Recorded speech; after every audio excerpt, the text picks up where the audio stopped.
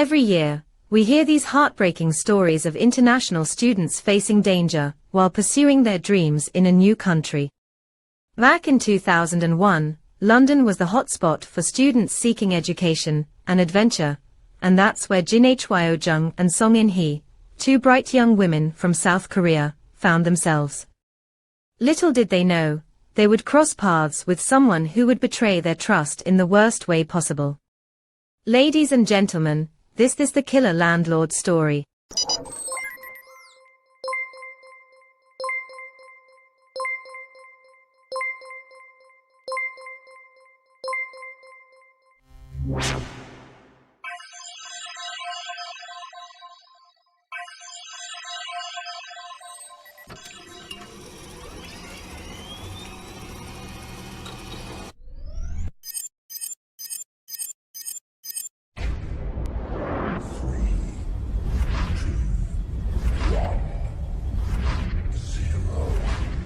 This case takes us back to November 2001 in Askham Richard, a little village in North Yorkshire.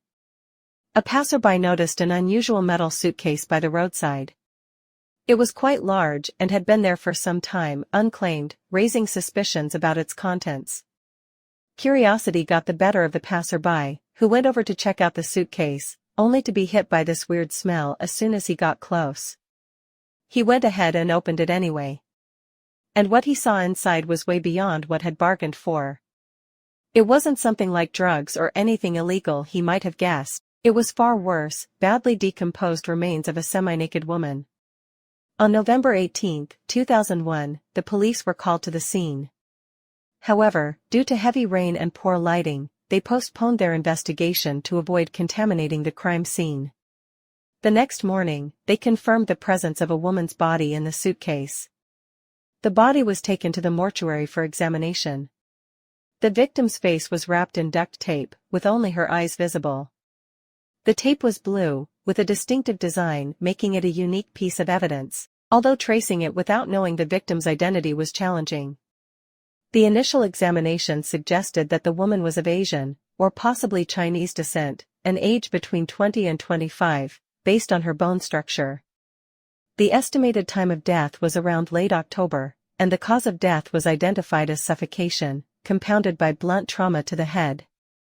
When the identity of the woman in the suitcase remained a mystery despite extensive efforts, a crucial clue came from an unexpected place, the suitcase itself.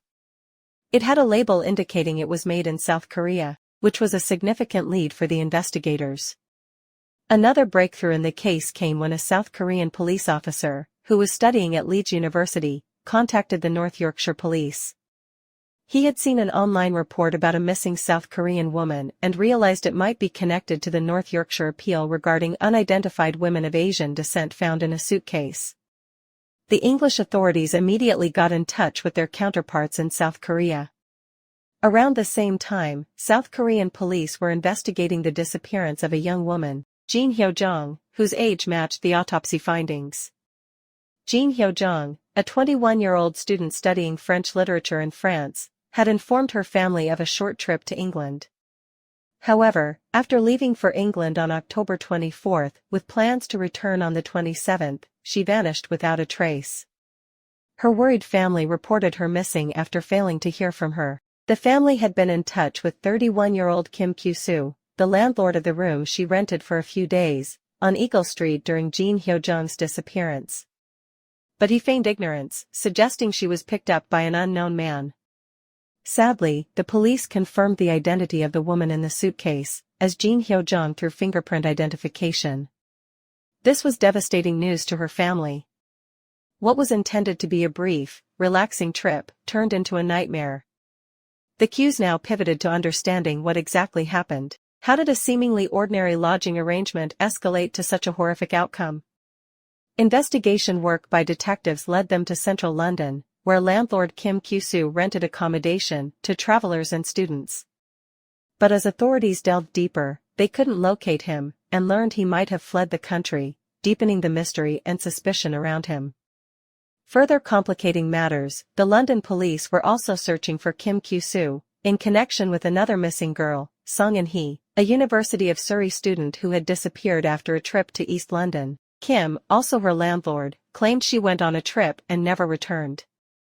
These overlapping mysteries painted a troubling picture of Kyusoo, a man whose friendly exterior hid darker truths, now at the center of multiple missing person cases. 2 girls had gone missing, one of whom was found dead, and both had a connection to Kim Kyusoo. They had stayed at his flat. This connection was too strong to be a coincidence. With Kyusoo nowhere to be found, the police searched his Eagle Street flat, where Chin Yoo-jung had reportedly stayed last. The discovery of blood stains on the wall and floor later confirmed to be Chin Yoo-jung's, as well as signs of decomposition in a wardrobe, suggesting this was where her body had been kept before being placed in the suitcase. Questioning Kim Kyusoo's ex-girlfriend revealed she was unaware of his whereabouts and had been living alone. Intriguingly, the police found a roll of tape at her place that matched the one used to suffocate Chin Yoo-jung. She claimed to have bought the tape for personal use, but noticed a significant amount missing. Further investigation revealed suspicious bank withdrawals from Chin Yoo-jung's and Songjin's accounts after they were reported missing. Tracking these transactions led the police to a travel agent and a car rental shop. Kyusoo had rented a car in November, driving over 600 miles. A journey the police believed was for disposing of Chin Yoo-jung's body. Traces of her DNA were found in the car. At the travel agency, they learned Kyusoo had booked a flight to Toronto. This led to fears that he might evade capture, but the police still lacked solid evidence for extradition. Fortune favored the investigation when they learned Kyusoo was returning to London. The police didn't apprehend him immediately upon his arrival. Instead, they tracked him and eventually caught him in an internet cafe on January 21, 2002.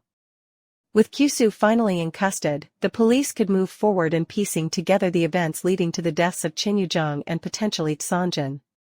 The arrest marked a significant breakthrough in the case that had rapidly evolved from a missing persons inquiry to a hunt for a suspected murder.